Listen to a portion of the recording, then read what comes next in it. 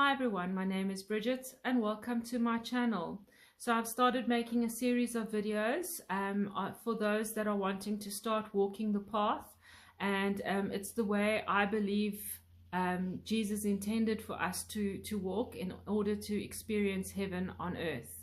So it's quite a long video, so let me begin. Come to me all who are weary and burdened, and I will give you rest. Matthew 11 verse 28. Divine rest. Today, during my quiet time with God, I was shown something that I believe humanity needs to hear. We need time to rest. Not simply physical rest, not a holiday before returning to the same exhausting cycle. I believe humanity needs to rest from the striving mentality we have been conditioned to live within, because we have been trying to survive in a world that was never intended to become the measure of our existence. And when I look at humanity, I see exhausted people, exhausted mentally, exhausted emotionally, exhausted physically, and yet we keep going.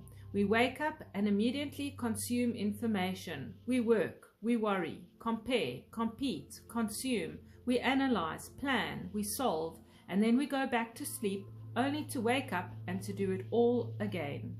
Somewhere along the way, we forgot how to simply be. The war for the mind. This is where I believe we need to understand spiritual warfare differently. When we hear the words spiritual warfare, we can imagine something happening somewhere beyond our physical reality. But what does spiritual warfare look like when it enters the material world? It can look like fear. It can look like deception, division, manipulation, greed, hatred, jealousy, competition, coercion, the constant need to control. It can look like convincing human beings that they are not enough, that they need more possessions to be worthy, more money to be secure, more approval to be loved, more attachments to have value. It can look like turning human beings against one another. And perhaps one of the greatest weapons is distraction, because if we are constantly distracted, we don't become still enough to question what we have been taught. If we are constantly afraid, we don't think clearly. If we are constantly angry, we become reactive. If we are constantly consuming, we do not create.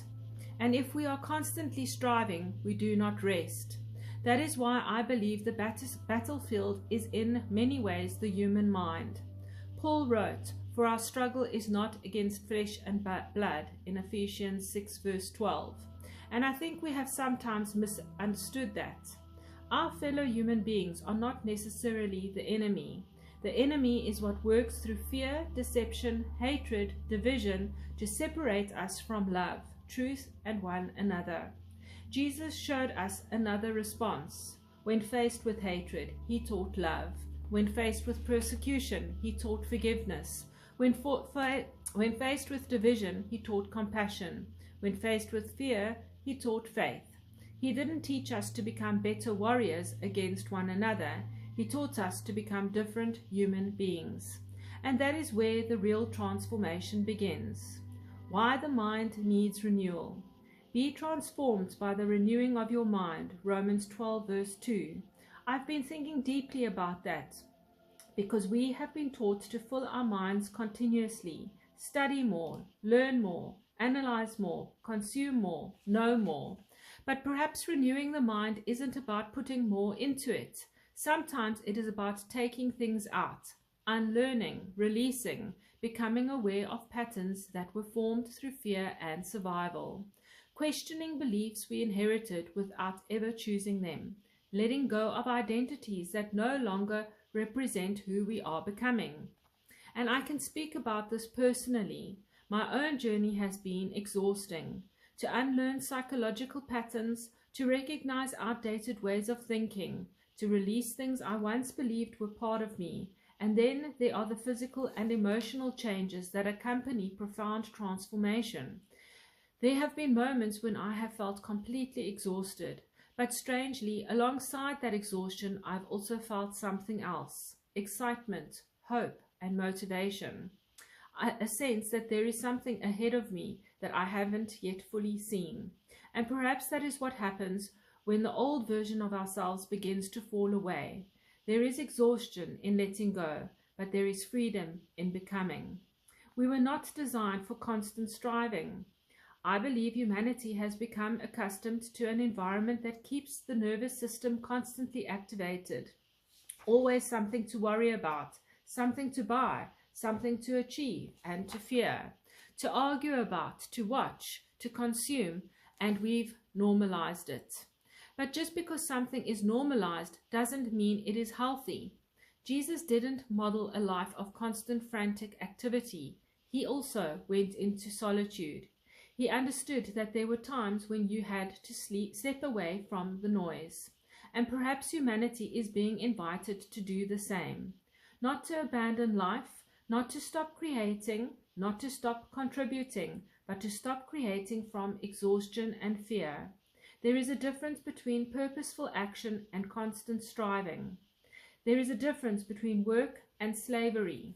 There is a difference between ambition and desperation. There is a difference between creating because something is flowing through you and creating because you are terrified that you are not enough. Rest is not giving up. This is important because some people hear the word rest and think it means doing nothing. I don't believe that is what God is showing me. Rest is surrendering the belief that everything depends on us. Resting is trusting God enough to put down what we were never meant to carry. Rest is allowing the mind to become quiet. Rest is allowing the body to recover. Rest is allowing the emotions to settle. Rest is giving ourselves enough silence to hear what is actually happening within us. And perhaps most importantly, rest creates space for discernment. When everything is loud, everything feels urgent. When we become still, we can begin to distinguish between what is truly important and what has simply been demanding our attention. That is why I believe rest can actually become a form of spiritual resistance. Because a person who is no longer controlled by fear becomes harder to manipulate. A person who doesn't need constant validation becomes harder to control. A person who can sit in stillness becomes harder to distract. A person who knows their worth doesn't need to prove it constantly. And a person who has peace doesn't need to create war everywhere they go. A different kind of prosperity. This brings me to prosperity, because I don't believe Jesus came to teach humanity how to become wealthy according to the world's definition of wealth. But neither do I believe he came to teach us that suffering is our permanent identity. He taught trust, generosity, stewardship. He taught us not to live consumed by anxiety over tomorrow. And perhaps true prosperity begins with wholeness, peace, purpose, freedom, healthy relationships, creativity, enoughness. Having the space to actually experience the life God gave us. Money can be part of prosperity, but money without peace is not prosperity. Success without purpose is not prosperity. Possessions without freedom are not prosperity. Because what is the value of gaining everything externally while losing yourself internally? Jesus asked, what good is it for someone to gain the whole world yet forfeit their soul? Mark 8 verse 36. That question feels incredibly relevant to the world we live in today. The invitation to humanity. So perhaps this is the invitation God is giving humanity now. Stop, breathe, become still, rest. Look at what you have been carrying. Look at what you have been taught. Look at the fears that have governed your decisions. Look at the beliefs that have made you feel powerless. And ask yourself, is this really who I am? Or is this who I was taught to become? Because perhaps the renewing of the mind begins when we finally become quiet enough to recognize the difference. I don't believe humanity is being called to escape the world. I believe we are being called to transform the way we participate in it, to stop feeding fear, hatred, division, to stop allowing manipulation to become normal, to stop measuring our worth by productivity, to stop believing that exhaustion is proof of our value, and instead to create from love, to work from purpose, to live from peace, to give from abundance, to forgive, cooperate, create, and to rest, and to allow God to lead us into a way of living that doesn't require us to destroy ourselves simply to survive. Because perhaps the next stage of humanity's evolution isn't about doing more, and I want to change evolution to remembering. Perhaps it is about becoming more conscious about, of what we are doing and why we are doing it. And perhaps before humanity can create something new, we need permission to rest from the old. The kingdom begins with peace. Jesus said, "Peace I leave with you, peace I give you." John 14 verse 27. That peace is not dependent upon the world becoming perfect first. It begins within us. And when enough people begin cultivating that peace, something changes in the material world. Because peaceful people create differently. Whole people create differently. Free people create differently. People who are no longer driven by fear make different decisions. And perhaps that is how we begin changing the world. Not by fighting everything we believe is wrong, but by becoming so deeply aligned with what is right that we stop reproducing the very patterns we are trying to overcome. So today my message is simple. Humanity, it is time to rest. Rest your mind, rest your body, rest your spirit, step away from the noise, release the need to control everything, allow yourself to breathe, and let God renew what the world has exhausted. Because rest is not weakness, rest is restoration. And perhaps after generations of striving, surviving, and fighting, God is inviting humanity to do something we have almost forgotten how to do.